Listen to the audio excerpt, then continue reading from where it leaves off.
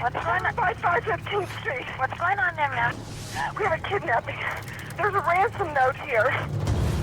In a winter night in Colorado, a little girl lost her life. The murder of JonBenet Ramsey, a 6-year-old beauty queen, is one of the most intriguing cases in criminal history because she was found dead in her own home. The mystery and confusion surround her death has been haunting the investigators, experts, as well as the public for decades. JonBenet Ramsey's story remains a puzzle that fascinates and enchants everyone who tries to decipher it, leaving us wondering if the truth will ever be revealed. Hi, and welcome back to Crime Case Files. Before we dive deep into JonBenet Ramsey's case, we would like to extend our most sincere condolences to her and her grieving family and friends. Our hearts go out to those who loved her, and we approach this investigation with the utmost respect and empathy for the tragedy they have endured. JonBenet Patricia Ramsey was born on August 6, 1990, in Atlanta, Georgia, to her parents John and Patsy Ramsey. JonBenet had an older brother named Burke, who was born in 1987. The family's bond was strong, and they shared not only their lives, but also a unique naming tradition. JonBenet's first name was a combination of her father's first and middle names, JonBenet Ramsey.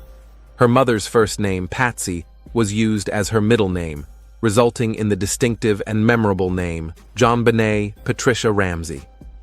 JonBenet's education began at an early age, and she was enrolled in kindergarten at High Peaks Elementary School, located in Boulder, Colorado. This was the beginning of her academic journey, and her family supported her in both her educational pursuits and her burgeoning interest in beauty pageants. She started participating in beauty pageants as a way to showcase her talents. JonBenet's charisma and stage presence quickly made her a local sensation. She won several titles in child beauty pageants and gained recognition for her beauty, talent, and poise. The Ramsey family was financially well off thanks to John Ramsey's successful career. He had founded the computer company Access Graphics, and the family's wealth afforded them a comfortable lifestyle. In 1991, seeking a change and a more tranquil environment, the Ramseys decided to relocate to Boulder, Colorado. It was in Boulder that JonBenet continued her involvement in beauty pageants and became a prominent figure in the local pageant circuit. A ransom note on the stairs of their home, demanding a substantial sum of $118,000 for the safe return of their beloved daughter. In a state of distress and alarm, Patsy Ramsey immediately made the difficult decision to involve the police, despite the ransom note's warning against doing so. She also reached out to friends and family to seek their assistance in the search for JonBenet Ramsey. The police arrived at the Ramsey residence at 5:55 a.m. and began their investigation. They found no obvious signs of forced entry, which deepened the mystery of JonBenet's disappearance. Tragically, what the investigators did not do during this initial search was examine the basement, where JonBenet's lifeless body would eventually be discovered. This oversight would become a point of controversy and scrutiny as the case unfolded. In the immediate aftermath of JonBenet's disappearance, law enforcement faced a challenging and chaotic situation. One significant oversight was that, initially, only JonBenet's room was cordoned off as a potential crime scene. Friends and family, who had gathered to aid in the search, were allowed to roam freely throughout the rest of the house. This allowed them to move objects and potentially disturb or destroy crucial evidence that might have been present in other areas of the house. Another problematic aspect of the investigation was that the Boulder Police Department made the unusual decision to share some of the evidence they had found with the Ramseys, which included sharing the ransom note. This unorthodox approach could have influenced the course of the investigation and the behavior of the family. At 1 p.m. on that fateful day, Detective Arndt instructed John Ramsey and a family friend, Fleet White, to conduct a sweep of the house to see if anything appeared amiss. The first place they checked was the basement, where the tragic discovery was made. Upon finding JonBenet's lifeless body, John Ramsey's immediate reaction was to pick her up and carry her upstairs. While this was undoubtedly a deeply emotional response from a grieving parent, it had the unfortunate consequence of potentially disturbing the crime scene and destroying valuable evidence.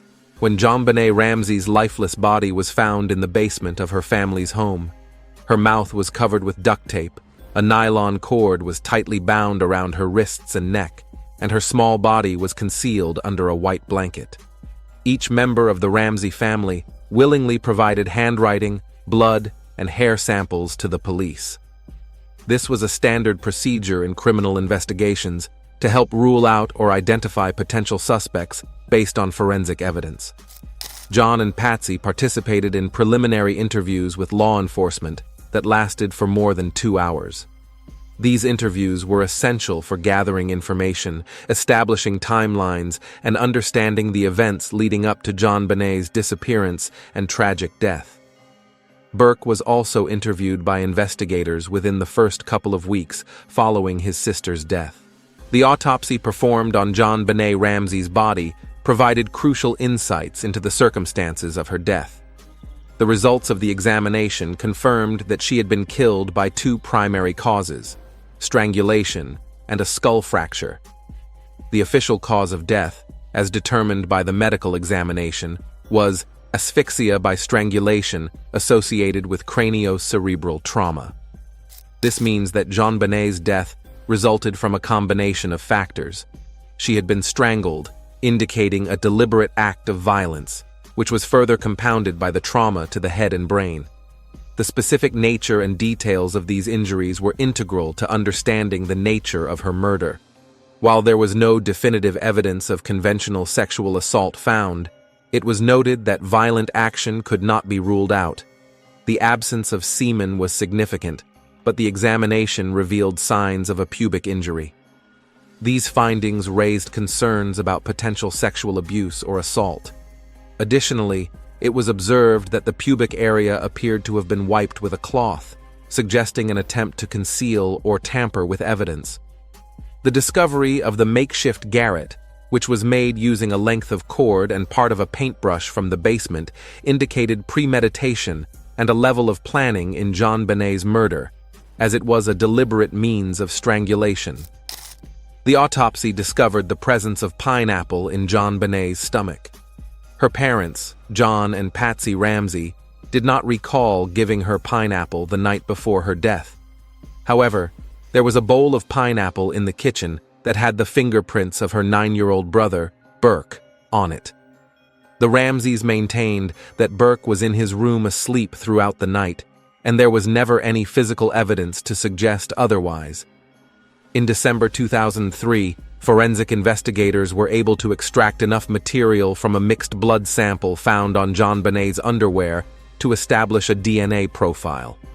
This profile was a crucial discovery, as it belonged to an unknown male person and definitively excluded the DNA of each of the Ramseys, her family members.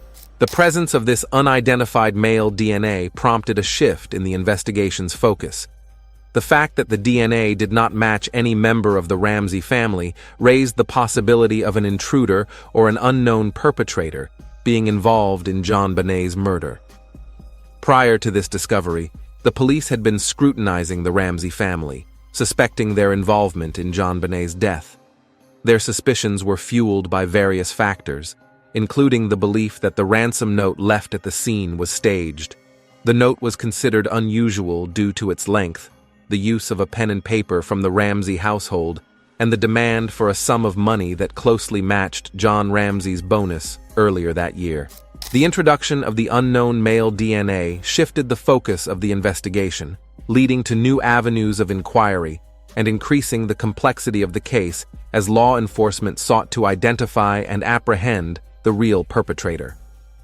The DNA found on JonBenet's underwear was entered into the FBI's Combined DNA Index System, CODIS, a vast database with over 1.6 million DNA profiles. However, the sample did not match any of the profiles in the database, meaning the person's DNA was not on record.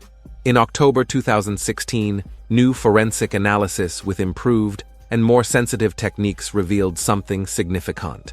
It turned out that the original DNA contained genetic markers from 2 individuals, not just JonBenet. In August 2006, a person who was then known as John Mark Carr, later identified as Alexis Val Reich, was arrested in Bangkok, Thailand. This arrest followed a false confession to the murder of JonBenet Ramsey. Reich, who was a 41-year-old school teacher, claimed that he had drugged, sexually assaulted, and accidentally killed JonBenet. However, despite the confession, authorities did not find any concrete evidence linking Reich to the crime scene. In his confession, Reich offered information that largely consisted of basic facts that were already publicly known. This lack of new or specific details raised significant doubts about the authenticity of his confession. A legitimate confession would typically include private, intimate, or previously undisclosed information that only the actual perpetrator would know. However, Reich's confession did not provide any such convincing or unique details. Another aspect of Reich's confession that raised suspicions was his claim that JonBenet had been drugged. This contradicted the findings of the autopsy, which had indicated that no drugs were present in her body. This discrepancy further undermined the credibility of his confession, as it conflicted with established forensic evidence.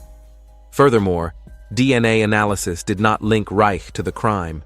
His DNA did not match the DNA found on JonBenet's body, confirming that there was no biological connection between him and the victim.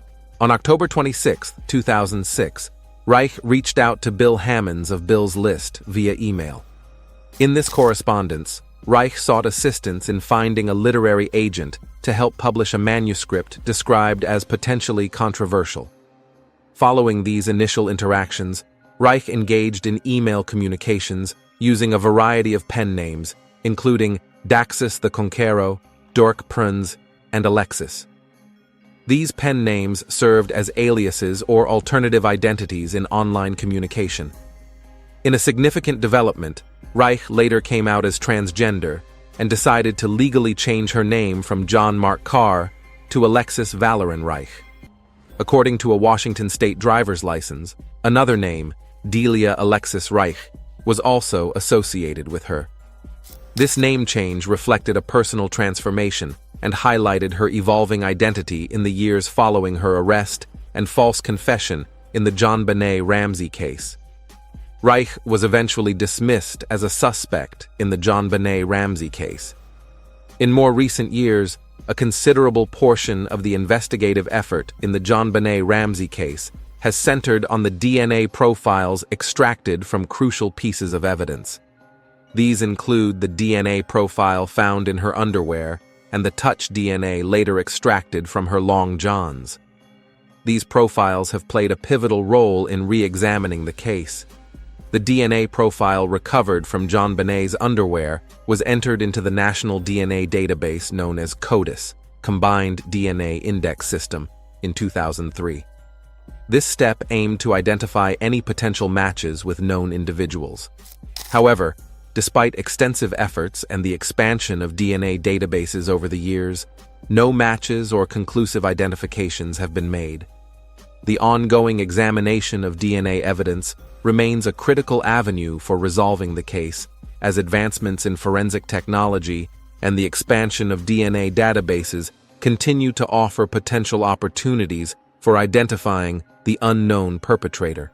In 2006, the JonBenet Ramsey case saw a significant shift when Boulder District Attorney Mary Lacey assumed responsibility for the investigation.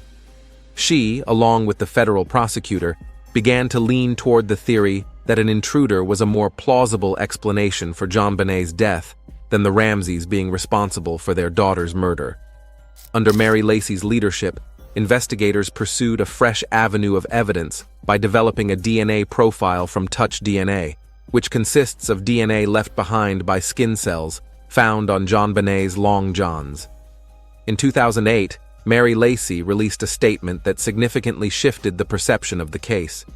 The statement fully exonerated the Ramsey family, including John, Patsy, and Burke Ramsey, declaring that the Boulder District Attorney's Office no longer considered them as suspects in the case. Lacey cited the newly obtained scientific evidence as a key factor in this exoneration. The case was officially reopened in 2010. Further testing and analysis were conducted on the existing DNA samples, revealing an intriguing revelation. Experts now believed that the DNA sample was not from a single individual, but from two different individuals. In 2016, authorities announced their intention to send the DNA evidence to the Colorado Bureau of Investigation, where it would be subjected to more advanced and modern testing methods.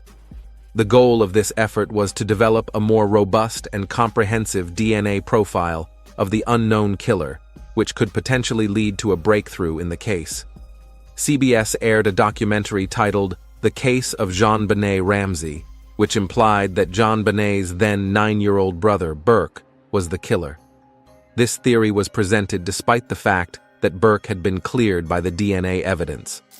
In response to this implication, Burke filed a lawsuit against CBS for defamation, seeking $750 million in damages. The legal case between Burke Ramsey and CBS continued for several years. However, in 2019, it was announced that the case had been settled. While the specific terms of the settlement were not disclosed publicly, Burke's lawyer stated that the case had been amicably resolved to the satisfaction of all parties. Approximately 6 months after JonBenet's untimely death, the Ramsey family made a significant move. They relocated to a new home in Atlanta, Georgia, leaving behind the house in Boulder, Colorado. During this period of transition, the Ramseys spent their summer at their vacation retreat in Charlevoix, Michigan. More sadness hit the family in 2006 when Patsy Ramsey, JonBenet's mother, passed away at the age of 49. She had been fighting ovarian cancer, but unfortunately, she didn't win the battle. It was a deeply emotional moment for the family. To honor their bond, Patsy was laid to rest next to her daughter, JonBenet. In the end, mother and daughter found their final resting place side by side, together in eternity. The Ramsey family's story is marked by both profound loss and resilience, and their lives have been forever intertwined with the enduring mystery of JonBenet's murder.